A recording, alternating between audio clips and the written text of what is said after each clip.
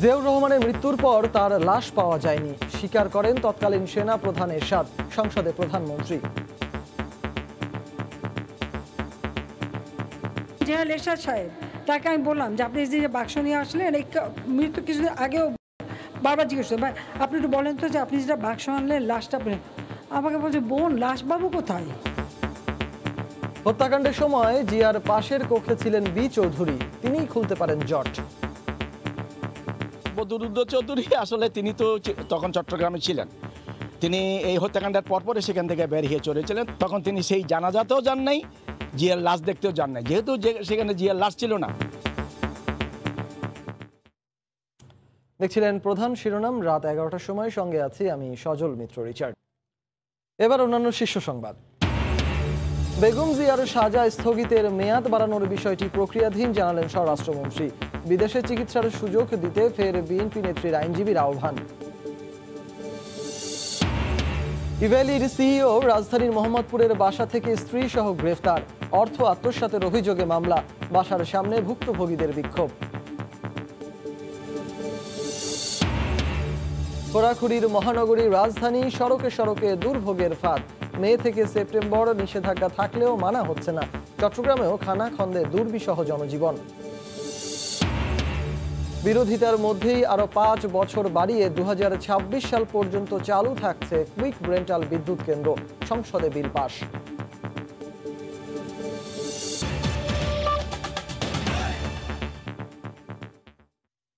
প্রধানমন্ত্রী শেখ হাসিনা বলেছেন, জিয়াউর রহমানের মৃত্যুর পর তার লাশ পাওয়া যায়নি। তৎকালীন সেনা প্রধান জেনারেল এরশাদ একথা স্বীকার করেছেন জানিয়ে সরকার প্রধান বলেন, একটি বাক্স সাজিয়ে নিয়ে আসা হয় ঢাকায়। দুপুরে জাতীয় সংসদ অধিবেশনে সমাপনী বক্তব্য রাখেন প্রধানমন্ত্রী। মুক্তিযুদ্ধের সময় জিয়ার ভূমিকা নিয়েও প্রশ্ন তোলেন শেখ হাসিনা। সম্প্রতি বিএনপির প্রতিষ্ঠাতা জিয়াউর রহমানের কবর ইস্যুতে সরগরম দেশের রাজনীতি। বিএনপি দাবি করে আসছে, রাঙ্গুনিয়া থেকে উত্তোলনের পর জাতীয় সংসদ ভবনের পার্শ্ববর্তী চন্দ্রিমা উদ্যানেই জিয়াউর রহমানকে সমাহিত করা হয়েছিল। তবে সরকারের পক্ষ থেকে বলা হচ্ছে, সেখানে জিয়াউর রহমানকে সমাহিত করা হয়নি। জিয়ার কবর নিয়ে কথা উঠছে। বৃহস্পতিবার সংসদ অধিবেশনেও এ নিয়ে আলোচনা হয়। সমাপনী বক্তব্যে প্রধানমন্ত্রী বলেন, চন্দ্রিমা উদ্যানে দাফনের জন্য আনা বক্সে জিয়াউর রহমানের লাশ ছিল না। জিয়ার মৃত্যু সংবাদের পর তার লাশ খুঁজে পাওয়া যায়নি।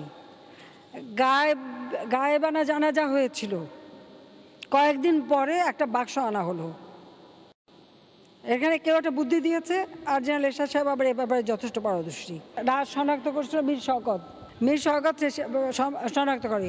তো একদিন কথা, আমি তাকে অনেক মুক্তিযোদ্ধা হিসেবে আমি চিনতাম, আমি জিজ্ঞাসা করেছিলাম, সত্যি কথা বলেন তো। বলে যে লাশ কোথায় পাবো।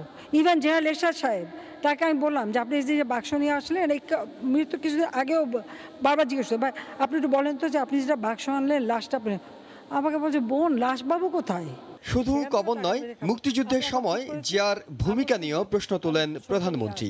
75-এর 15ই আগস্টের মামলায় তাকে আসামি করতে চেয়েছিলেন বলেও জানান। যখন জিয়ারে ঘোষক বলা হতো, এই পার্লামেন্টে যখন প্রশ্ন উঠলো 26 তারিখ স্বাধীনতা দিবস, উনি 27 তারিখ ঘোষণা দেয় কিভাবে। ইতিহাস এমনভাবে বিকৃত করে যে সেই 27 তারিখে তারা 26 তারিখ বানায় ফেললো। 75-এর হত্যার সঙ্গে যে জড়িত, এতে তো কোনো সন্দেহ নেই। আমি তাকে আসামি করতে চেয়েছিলাম, তখন আমাদের হোম সেক্রেটারি ছিল রেজাউল হায়াত, সে আবার বলল যে মৃত মানুষকে তো আসামি করা যায় না। মানে এটা ভুল, নামটা ঢাকা উচিত ছিল। কারো কথা শুনে নয়, নিজের মনের কথা শুনে দেশের জন্য কাজ করে যান উল্লেখ করে প্রধানমন্ত্রী শেখ হাসিনা বলেন, বিশ্বের অর্থনৈতিক অগ্রযাত্রায় এগিয়ে থাকা 5টি দেশের একটি এখন বাংলাদেশ। মিডিয়াতে কি লিখলো আর টক শোতে কি বললো, আমি কিন্তু ওইটা শুনে কখনো এই দেশ পরিচালনা করি না। আমি দেশ পরিচালনা করি আমার অন্তর থেকে, কারণ আমার বাবা এই দেশ স্বাধীন করেছেন। আমি শিখেছি আমার বাবার কাছ থেকে, মায়ের কাছ থেকে, আমি সেটাই কাজে লাগাই এবং মানুষ তার সুফল পাচ্ছে কিনা সেটাই আমি যাচাই করি। হিসান জুয়েল, সময় সংবাদ, ঢাকা। এর আগে জাতীয় সংসদে আলোচনায় অংশ নিয়ে সরকারের বিরুদ্ধে ইতিহাস বিকৃতির অভিযোগ আনেন বিএনপির সংসদ সদস্যরা।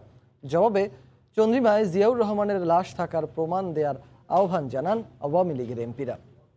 বগুড়া 4 জনাব মোহাম্মদ রেজাউল করিম বাবু। বৃহস্পতিবার সংসদের শুরুতেই ন্যাশনাল আর্কাইভ অর্ডিন্যান্স 1983 রহিতকরণ বিলের উপর আলোচনায় অংশ নিয়ে বিএনপি দলীয় সংসদ সদস্যরা সরকারের বিরুদ্ধে ইতিহাস বিকৃতির অভিযোগ আনেন। তারা বলেন, চন্দ্রিমা উদ্যানে জিয়াউর রহমানের লাশ নিয়ে 40 বছর পর বিতর্ক তৈরি করা উদ্দেশ্য প্রণোদিত। শহীদ রাষ্ট্রপতি জিয়াউর রহমানের লাশ নিয়ে এখন কথা বলছেন, তার লাশের পোস্টমর্টম হয়েছে, সামরিক ট্রাইব্যুনালে বিচারও হয়েছে মাননীয় স্পিকার। সুতরাং এগুলো তো সত্য ঘটনা। আজকে জেনারেল এরশাদ জীবিত থাকলে কিন্তু উনি লজ্জা পেত। সত্য তো তাই, যেটা আপনারা লেখেন, আপনারা চাপিয়ে দেন। সরকারের সমস্ত ব্যর্থতা, ভোট চুরি, গণতন্ত্রহীনতা, মানবাধিকার লঙ্ঘন সবকিছু থেকে মানুষের দৃষ্টিকে সরিয়ে নেবার জন্যই আজকে মৃত্যুর 40 বছর পর ধন্যবাদ জিয়াউর রহমানের কবর নিয়ে নতুন করে বিতর্ক। জবাবে সরকারের পক্ষ থেকে বলা হয়, সঠিক ইতিহাস তুলে আনার কাজ করা হচ্ছে। জিয়ার লাশ থাকার প্রমাণ দিতে বিএনপি নেতৃত্বে কমিটি গঠনের প্রস্তাব দেন সংস্কৃতি বিষয়ক প্রতিমন্ত্রী। এটা আপনার প্রমাণ করতে সমস্যাটা কি আপনাদের? এটা বিজ্ঞান ভিত্তিক প্রমাণের ব্যবস্থা আছে, নিরপেক্ষ। আপনারই একটা কমিটি করেন, সরকার সহযোগিতা করবে। আসেন, আপনাদের দলনেত্রীকে বলেন, তারই নেতৃত্বে একটা কমিটি করেন, অসুবিধা কি হয়? জাতীয় পার্টির সংসদ সদস্যরা দাবি করেন, আগে ইতিহাস বিকৃতি শুরু হয়েছিল বিএনপির আমলেই। একটা ইতিহাস বিকৃতি তো বিএনপিও করে। স্বাধীনতার ঘোষক জিয়াউর রহমানও যতদিন বেঁচে ছিলেন আমি কোনো জায়গায় পড়িনি, শুনিনি, দেখিনি উনি নিজেকে স্বাধীনতার ঘোষক বলেছে। তো বিএনপিকেও ইতিহাস বিকৃতি বন্ধ করতে হবে। তারপরে আওয়ামী লীগকে ইতিহাস বিকৃতি বন্ধের যদি করে থাকে সে আহ্বান বিএনপিকে জানাতে হবে। ইতিহাস নিয়ে রাজনীতি নয়, বরং সত্য ইতিহাস জাতির সামনে তুলে ধরার বিষয়ে সংসদে জোর দাবি জানান সংসদ সদস্যরা। যে সকল সংশোধনী। ইহসান জুয়েল, সময় সংবাদ, ঢাকা। বিএনপির প্রতিষ্ঠাতা জিয়াউর রহমানের হত্যাকাণ্ড থেকে শুরু করে লাশ গুমের পুরো রহস্যের জট উন্মোচনে সাবেক রাষ্ট্রপতি বদরুদ্দোজা চৌধুরী মূল ভূমিকা রাখতে পারেন। 40 বছর আগে চট্টগ্রাম সার্কিট হাউসে নৃশংস ওই হত্যাকাণ্ডের সময় জিয়াউর রহমানের পাশের কক্ষে ছিলেন বি চৌধুরী। এমনকি ঢাকায় অনুষ্ঠিত জানাজায়ও অংশ নেননি। রাষ্ট্রপতি হওয়ার পর চন্দ্রিমা উদ্যানের কবর জিয়ারতেও যাননি তিনি, এমনটাই বলছেন সে সময়ের প্রত্যক্ষদর্শীরা। বিস্তারিত জানাচ্ছেন কমল দে। 1981 সালের 30 মে রাতে চট্টগ্রাম সার্কিট হাউসে অবস্থানকালীন সময়ে জিয়াউর রহমানের সাথে সবশেষ সাক্ষাৎ করেন তৎকালীন নগর বিএনপির সাধারণ সম্পাদক জাহাঙ্গীর আলম চৌধুরী। তার দাবি, জিয়াউর রহমানের পাশের কক্ষে ছিলেন তৎকালীন উপপ্রধানমন্ত্রী ডাক্তার বদরুদ্দোজা চৌধুরী। এমনকি বি চৌধুরীর কক্ষে বিপদগামী সেনা সদস্যরা গুলি করে। জাহাঙ্গীর আলম জানান, সেই গুলি ছিল কক্ষের ভেতর থেকে। বি চৌধুরী সেদিন কোনো ভূমিকা গ্রহণ করলো না কেন? এমনকি উনি লাশটা ফ্রির গোড়া পড়ে আছে, উনি ওইখান থেকে বেরিয়ে লাশটা দেখেন নাই। লাশটা উনি দেখতে পারত তো, উনি লাশটা দেখেন নাই, না দেখে ওখান থেকে উনি চলে গেছেন। তাতে কি মনে হয় সেই জন্য ওনার কি আচরণটা সেই দিন সন্দেহজনক। অভিযোগ রয়েছে, জিয়াউর রহমানের গুলিবিদ্ধ লাশ চট্টগ্রাম সার্কিট হাউসে সিঁড়িতে পড়ে থাকা অবস্থায় বি চৌধুরী তড়িঘড়ি করে সেখান থেকে চলে যান। পরবর্তীতে 1991 সালে বিএনপি ক্ষমতায় আসার পর বি চৌধুরী মন্ত্রী এবং 2001 সালে রাষ্ট্রপতি হন।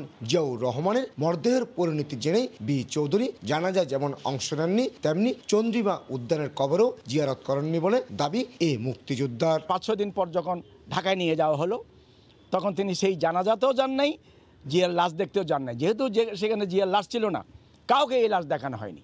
ওটা একটা বাক্স, সেই বাক্সের ভিতরে কী ছিল কেউ জানে না। তবে বি চৌধুরীর পরিবারের সাথে ঘনিষ্ঠ সাবেক বিএনপি নেতা এবং চাকসুর জিএস বলছেন ভিন্ন কথা। বি চৌধুরীর ছাত্র টার্গেট ছিল না, এবং যেখানে দেশের রাষ্ট্রপতিকে হত্যা করা হয়েছে সেখানে উনি তো ভীত সন্ত্রস্ত হবেই। প্রতিরোধ করার মতো তো সুযোগ ওনার ছিল না, ওনার করারই বাকি ছিল। সেই সময়ের সংশ্লিষ্টদের মতে চট্টগ্রাম সার্কিট হাউস থেকে রাঙ্গুনিয়া যাওয়ার আগে জিয়াউর রহমানের মরদেহবাহী গাড়িতে আগুন ধরিয়ে দিয়ে পরে হালদা নদীতে ফেলে দেওয়া হয়েছিল। কয়েকদিন পর রাঙ্গুনিয়ার একটি পাহাড়ি অঞ্চল থেকে মাটি চাপা দেওয়া সামরিক পোশাক পরিহিত কয়েকজনের লাশ ঢাকায় নিয়ে যাওয়া হয়। তবে মৃত্যুর আগে জিয়াউর রহমানের পরিহিত ছিল সাদা পাঞ্জাবি এবং পায়জামা, কিন্তু এর মধ্যে একটি লাশ জিয়াউর রহমানের বলে দাবি করা হয়। কমল দে, সময় সংবাদ, চট্টগ্রাম। বিএনপি চেয়ারপারসন বেগম খালেদা জিয়ার সাজা স্থগিতের মেয়াদ বাড়ানোর বিষয়টি প্রক্রিয়াধীন রয়েছে বলে জানিয়েছেন স্বরাষ্ট্রমন্ত্রী। দুপুরে সচিবালয়ে সাংবাদিকদের এক প্রশ্নের জবাবে তিনি একথা বলেন। এদিকে মানবিক দিক বিবেচনায় বিএনপি নেত্রীকে বিদেশে চিকিৎসা নেওয়ার সুযোগ দিতে আবারও সরকারের প্রতি আহ্বান জানিয়েছেন বেগম জিয়ার আইনজীবী। আগামী 24শে সেপ্টেম্বর শেষ হচ্ছে সরকার প্রধানের নির্বাহী আদেশে তৃতীয় দফায় বেগম খালেদা জিয়ার সাজা স্থগিতের মেয়াদ। এদিকে প্রধানমন্ত্রী শেখ হাসিনা শুক্রবার সরকারি সফরে 2 সপ্তাহের জন্য বিদেশে যাচ্ছেন। এ বাস্তবতায় বেগম জিয়ার পরিবারের আবেদনের বিষয়ে কি সিদ্ধান্ত নিল সরকার, এ প্রশ্ন ছিল স্বরাষ্ট্রমন্ত্রীর কাছে। খালেদা জিয়ার ছোট ভাই আমাদের কাছে একটা আবেদন নিয়ে আসছিলেন, আমরা যথাযথ প্রক্রিয়া করার জন্য আইন মন্ত্রণালয়ে পাঠিয়েছি। এটা আইন মন্ত্রণালয় থেকে যে অভিমত দিয়েছিল সেই অনুযায়ী প্রক্রিয়া চলছে। এরই মধ্যে আইনমন্ত্রী জানিয়েছেন, দুর্নীতি মামলায় দণ্ডিত খালেদা জিয়ার মুক্তির মেয়াদ বাড়ানো এবং চিকিৎসার জন্য বিদেশে নেয়ার অনুমতি চেয়ে তার পরিবারের করা আবেদনের বিষয়ে আইন মন্ত্রণালয়ের মতামত স্বরাষ্ট্র মন্ত্রণালয়ে পাঠানো হয়েছে। তিনি এও জানান, চিকিৎসার জন্য বিদেশে যেতে হলে বেগম জিয়াকে প্রথমে কারাগারে যেতে হবে, তারপর মুক্তি ও বিদেশে যাওয়ার অনুমতি চেয়ে নতুন করে আবেদন করতে হবে। তবে মানবিক বিবেচনায় বিদেশে চিকিৎসা নেওয়ার অনুমতি দিতে আবারও আহ্বান জানিয়েছেন খালেদা জিয়ার আইনজীবী। বেগম খালেদা জিয়া এতই অসুস্থ, আমরা দেশের জনগণ হিসাবে, একজন নাগরিক হিসেবে আমি মনে করি তাকে মুক্তি দেওয়া উচিত এবং তাকে বিদেশে গিয়ে চিকিৎসা করে ফিরে আসতে দেওয়া উচিত। 3 দফায় 6 মাস করে 18 মাস সাজা স্থগিতের মেয়াদ শেষ হওয়ার আগে খালেদা জিয়াকে স্থায়ীভাবে মুক্তি দিতে পরিবারের পক্ষ থেকে আবেদন করা হয়েছিল। এক্ষেত্রে আইন মন্ত্রণালয় বলেছে, স্থায়ীভাবে মুক্তি দেওয়ার এখতিয়ার আদালতের। ওমর ফারুক, সময় সংবাদ, ঢাকা। ব্যক্তিগত বিমানে চড়ে অফিসে যান বাসিন্দারা।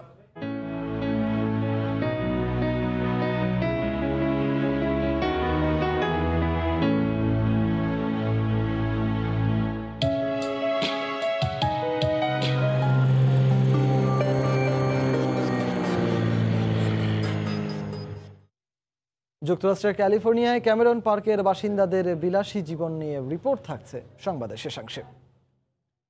ই কমার্স প্রতিষ্ঠান ইভেলির সিইও মোহাম্মদ রাসেলকে স্ত্রী সহ গ্রেফতার করা হয়েছে। রাজধানীর মোহাম্মদপুরের বাসায় র্যাব অভিযান চালিয়ে তাদের গ্রেফতার করে। মিলেছে ব্যবসা সংক্রান্ত গুরুত্বপূর্ণ নথিও।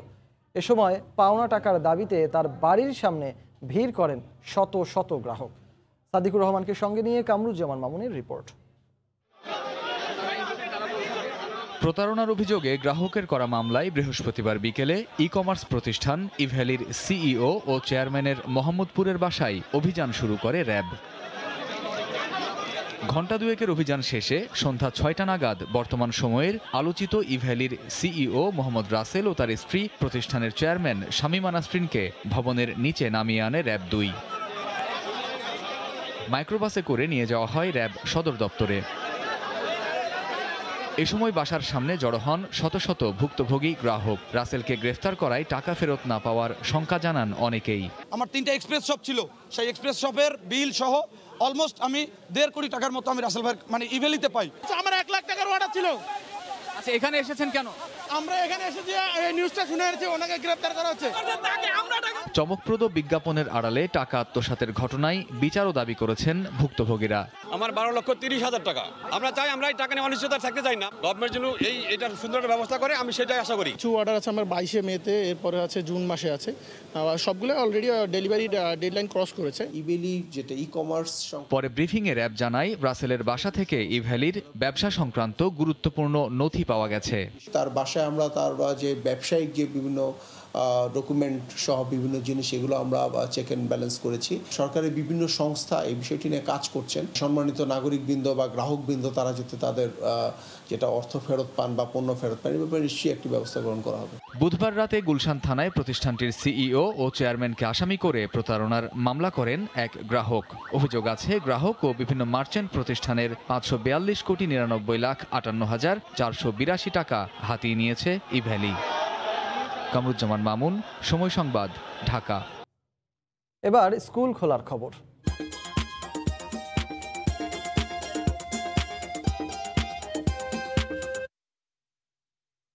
শিক্ষা প্রতিষ্ঠানগুলোতে স্বাস্থ্যবিধি মানা হলে অভিভাবকদের মধ্যে এখনো উদাসীনতা রয়েছে। স্কুল কলেজ ছুটির পর গেটের সামনে স্বাস্থ্যবিধি উপেক্ষা করেই অনেক অভিভাবককে হুড়োহুড়ি করতে দেখা গেছে। এদিকে বিভিন্ন শ্রেণীর ক্লাস ভিন্ন ভিন্ন দিনে হওয়ার পরও বৃহস্পতিবার প্রথম দিনের মতোই ক্লাসে ফিরছে অনেক শিক্ষার্থী। শিক্ষা প্রতিষ্ঠান খোলার পঞ্চম দিনেও অনেকে 1.5 বছরে প্রথমবারের মতো পা রাখে স্কুল কলেজে। এদিন সরকার নির্দেশিত স্বাস্থ্যবিধি মানতে দেখা যায় বেশিরভাগ শিক্ষা প্রতিষ্ঠানকে। ভার্চুয়াল মাধ্যম ছেড়ে শ্রেণীকক্ষে বসতে পেরে শিক্ষার্থীদের মাঝে ফিরেছে স্বস্তি। বন্ধুদের সাথে আমরা দেখা করলাম, তো অনেক ভালো লাগতেছে। আমাদের স্কুলে এক বেঞ্চে একজন করে বসিয়েছে, ফাঁকা ফাঁকা করে বসিয়েছিল। শিক্ষার্থীরা দীর্ঘদিন পর ক্লাসে ফেরায় বাড়তি যত্ন নিচ্ছেন শিক্ষকরা। তাদের সেই পূর্বের যে ক্লাসের পরিবেশ এটা যেহেতু পাচ্ছে না, তাদের মধ্যে একটু দ্বিধাদ্বন্দ্ব সমস্যা হচ্ছে, কিন্তু এটা তারা খুব সহজে ধীরে ধীরে মানিয়ে নিচ্ছে। তবে গত কয়েকদিনের মতো বৃহস্পতিবারও অভিভাবকদের মাঝে স্বাস্থ্যবিধি মানার ক্ষেত্রে ছিল উদাসীনতা। বাচ্চারা ভিড় করতেছে, কিন্তু গার্জিয়ানরা তো বাচ্চাদের চেয়ে বেশি ভিড় করতেছে। সবাই সবার আগে তার সন্তানটাকে নিতে চান, ওই কারণেই গ্যাদারিংটা হচ্ছে। গার্ডিয়ানদেরকে বারবারই মাইকিং করে ওনাদের সতর্ক করছি। অভিভাবকরা সচেতন না হলে শিক্ষা প্রতিষ্ঠানের সব তৎপরতাই ব্যর্থ হবে বলে মনে করছেন এই শিক্ষক।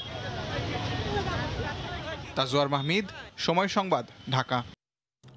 রাজধানীর 2 সিটিতে চলছে 28টি সেবা সংস্থার রাস্তা খোঁড়াখুড়ির কাজ, অথচ মে থেকে সেপ্টেম্বর পর্যন্ত সড়কে সংস্কার কাজের ওপর রয়েছে নিষেধাজ্ঞা। নগর জুড়ে এমন অপরিকল্পিত কর্মযজ্ঞে যানজটের সঙ্গে পাল্লা দিয়ে বাড়ছে জনদুর্ভোগ। সমন্বয়হীনভাবে সরকারি উন্নয়ন প্রকল্প করায় অর্থের অপচয় হচ্ছে বলে মনে করেন নগরবিদরা। ওবায়দুল্লাহ মামুনের রিপোর্ট আর ছবি তুলেছেন মোহাম্মদ নিজামুদ্দিন।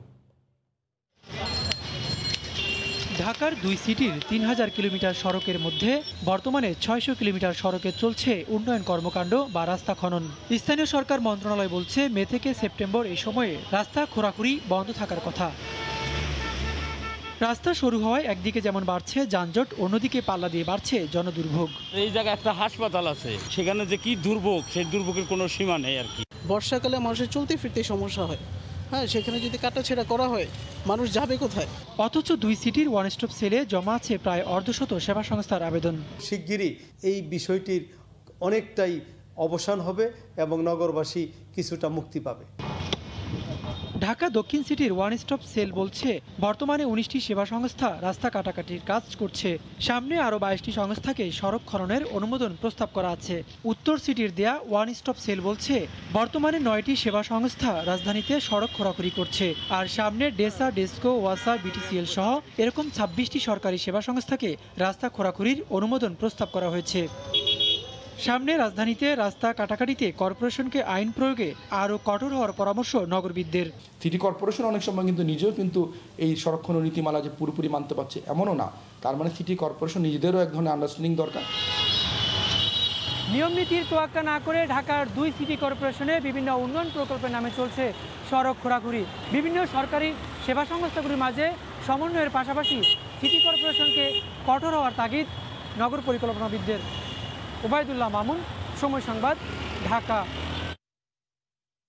চট্টগ্রাম নগরীর প্রধান সড়কগুলোর খানাখন্দে দুর্বিষহ হয়ে উঠেছে জনজীবন।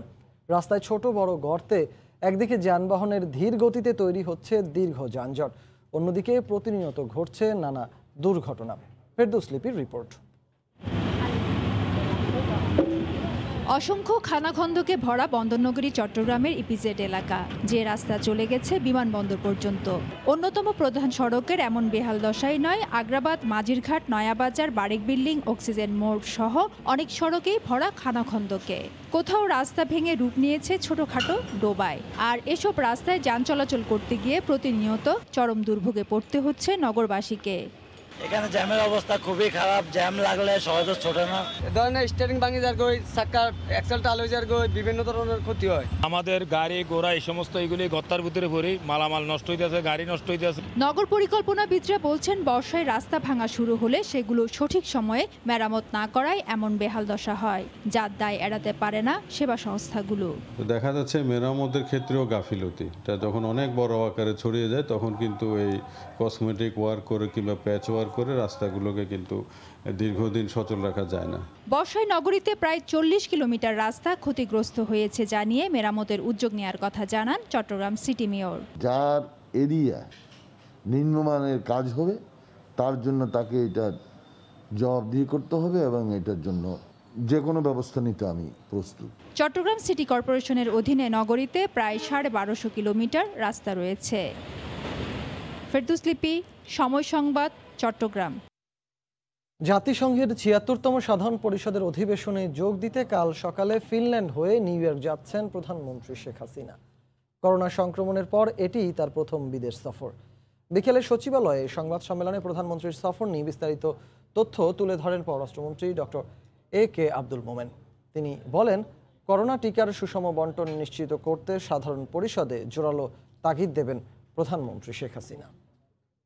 পৃথিবীর মধ্যে যতগুলো দেশ SDGর কাজে অগ্রসর হচ্ছে, বাংলাদেশ তাদের মধ্যে 3 নম্বরে আছে। সশরীরে অনেকগুলো ইভেন্টে যাবেন। ইউকের প্রধানমন্ত্রী এবং জাতিসংঘের সেক্রেটারি জেনারেল এইটা উচ্চ পর্যায়ের একটা জলবায়ুর উপরে, যে এইবারে আমরা COP26-এ আমাদের যেগুলো ইস্পিত লক্ষ্য সেগুলো আমরা ভালো একটা রূপরেখা পাবো। আমাদের মাননীয় প্রধানমন্ত্রী বলে আসছেন যে কোভিড ভ্যাকসিনটা should B a public good. আমরা এটাও এইবারে ওখানে আমরা আরো জোরালো করে তুলব। সংসদে বিরোধিতার মধ্যেই আরও 5 বছর বাড়িয়ে 2026 সাল পর্যন্ত থাকছে কুইক রেন্টাল বিদ্যুৎ কেন্দ্র। চতুর্দশ অধিবেশনের সমাপনী দিনে এই বিলের মেয়াদ বাড়ানোর প্রস্তাব পাশ হয়। এর বিরোধিতায় সংসদ সদস্যরা বলেছেন, জনগণের করের টাকা কিছু মানুষের হাতে তুলে দিতেই মেয়াদ বাড়ানো হলো। অন্যদিকে সংশ্লিষ্ট প্রতিমন্ত্রী বলছেন, অসমাপ্ত কাজ দ্রুত শেষ করতেই মেয়াদ বাড়ানোর বিকল্প নেই সরকারের কাছে।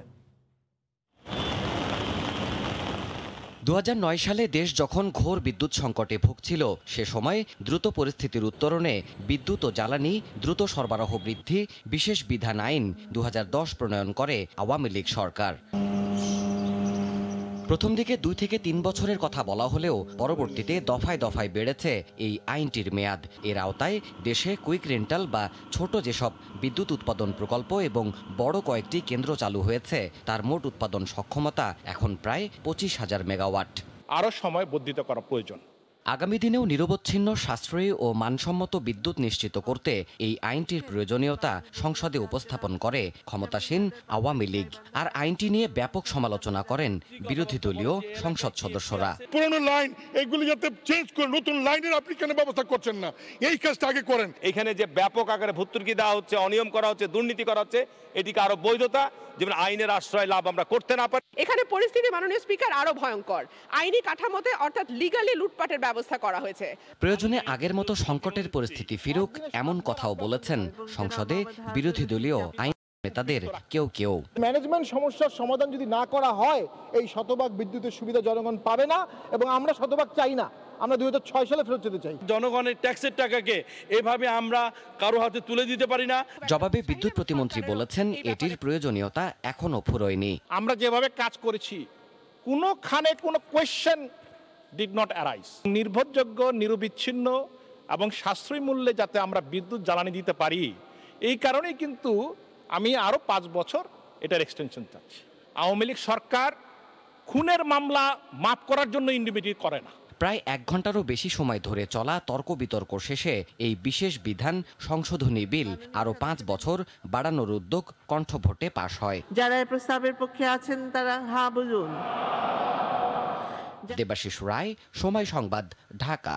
1 অক্টোবর থেকে বিদেশি চ্যানেলে দেশীয় প্রতিষ্ঠানের বিজ্ঞাপন সম্প্রচারের আর সুযোগ থাকবে না বলে জানিয়েছেন তথ্যমন্ত্রী। সকালে জাতীয় প্রেস ক্লাবে ঢাকা সাংবাদিক ইউনিয়নের বার্ষিক সাধারণ সভায় অংশ নিয়ে একথা বলেন তিনি। এ সময় সাংবাদিক নেতাদের ব্যাংক হিসাব তলবের বিষয়ে উদ্বিগ্ন না হওয়ার আহ্বান জানান তিনি।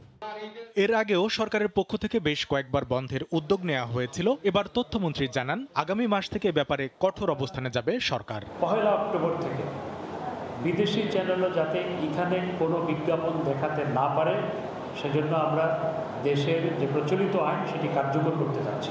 এ সময় ডিজিটাল আইন প্রসঙ্গে মন্ত্রী বলেন, দেশের গণমাধ্যমগুলো স্বাধীনভাবে কাজ করছে, কোনো আইনই তাদের দায়িত্ব পালনে বাধা তৈরি করার জন্য নয়।